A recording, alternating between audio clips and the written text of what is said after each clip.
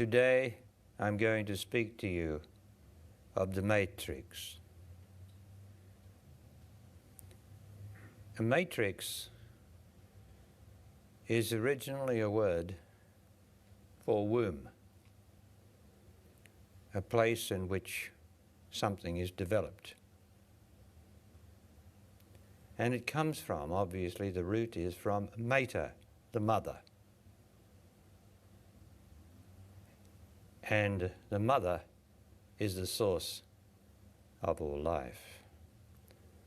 So matrix is particularly significant,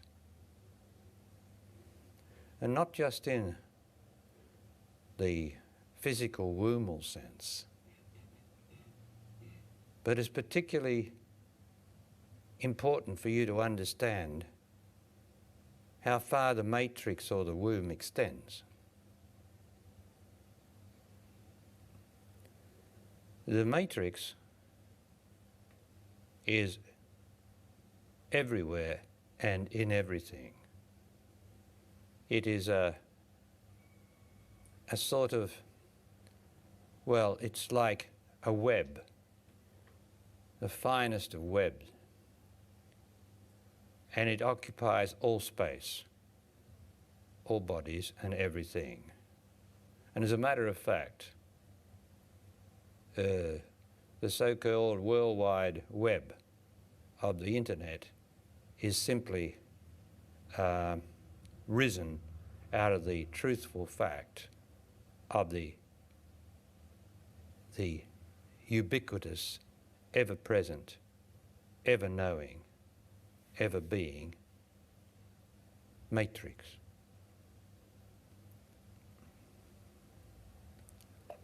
Now the matrix has a fluid, a substantive, a psychic area, and that is within you, and it's within all nature. That is a psychic. Best to describe it as psychic, because that's a fluid movement.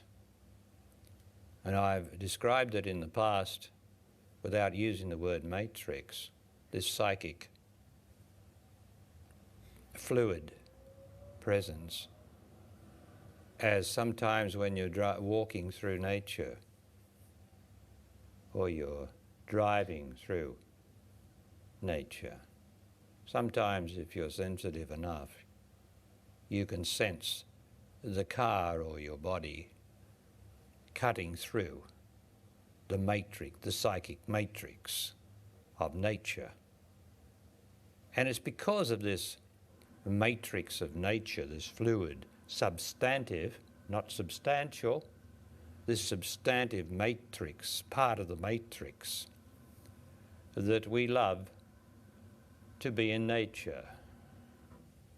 Of course, the sea is filled with nature, with the matrix, this psychic matrix, and all the forests and everything, the rocks, all have a fluid, substantive presence of the psychic matrix. But the psychic is only an aspect of the matrix.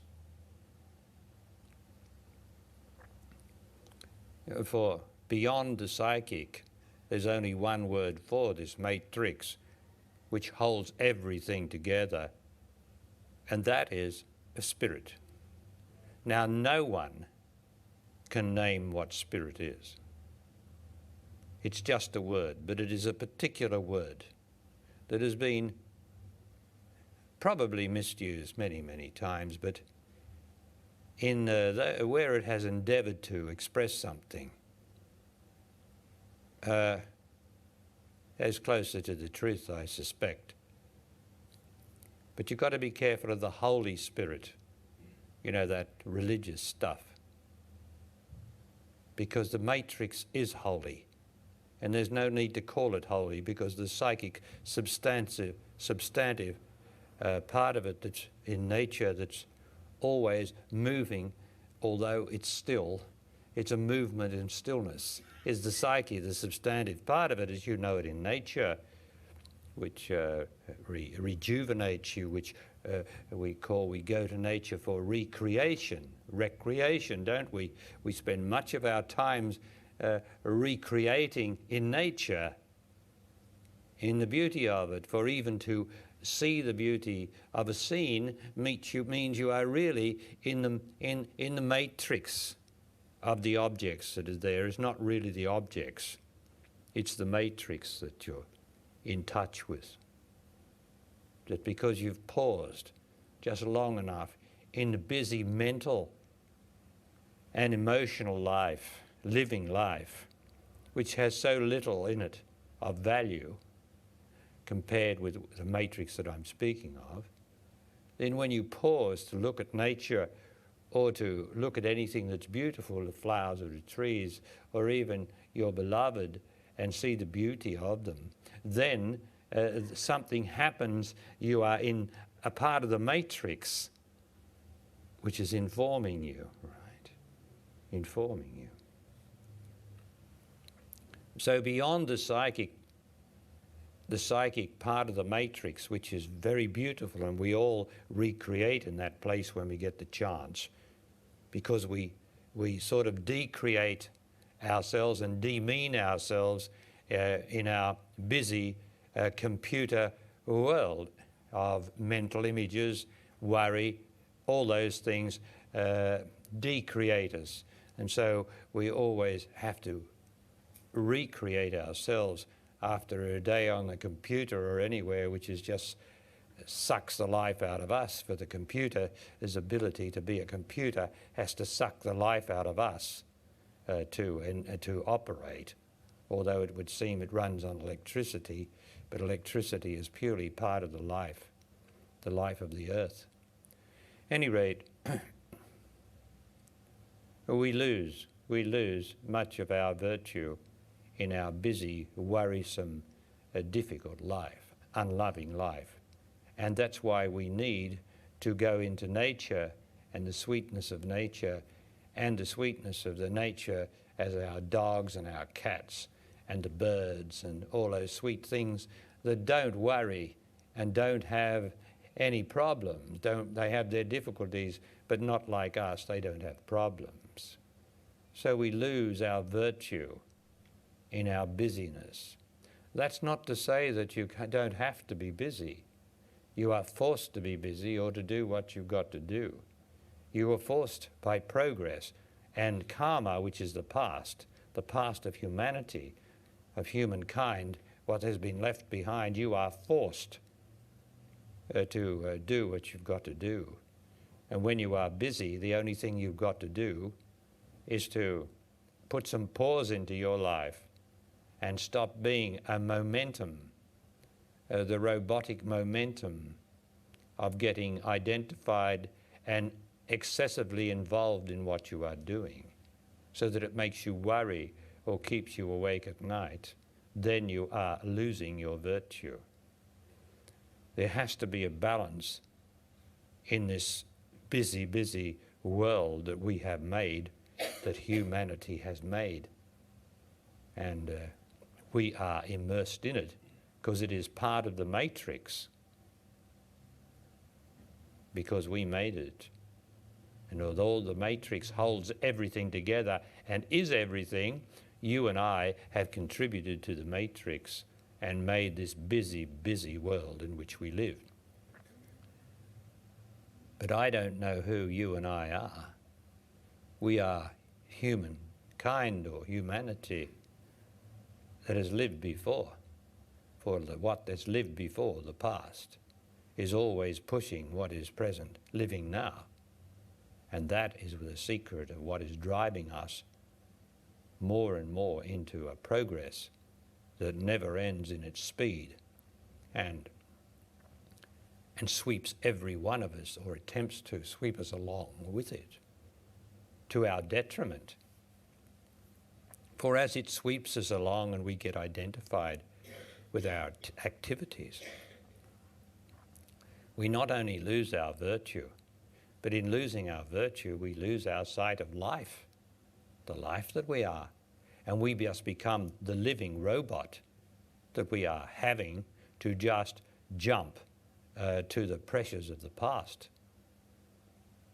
So there is this balance where you have to do what you've got to do, indeed. But do you have to do it with such identification and so ceaseless or pauseless momentum that you don't pull back and have the balance? Because if you don't, you have worries, you have pressure, you can't make love, you're too busy or too tired, you're too involved in what you're doing. You neglect your partner with oh so good reasons. There's always a good reason for being so busy. But I don't believe it. I don't believe that you have to be so busy. But you believe it. And the world will whip you on and agree that there's so much to do. The extraordinary thing about the matrix is, the matrix, of course, is ever present, everywhere, every moment, in whatever you do.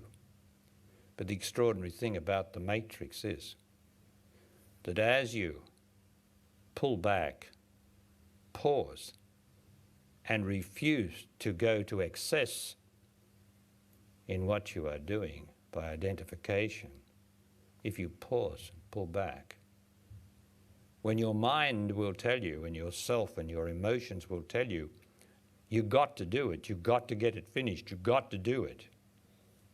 When the truth is, if you pull back, which is an exercise of consciousness, you'll notice, because going with it is an exercise of autonomy and robotic autonomy, where you decide to go with the momentum because you are the momentum. But when you pull back, you will find that things get done just the same. But the things that didn't have to be done are not done.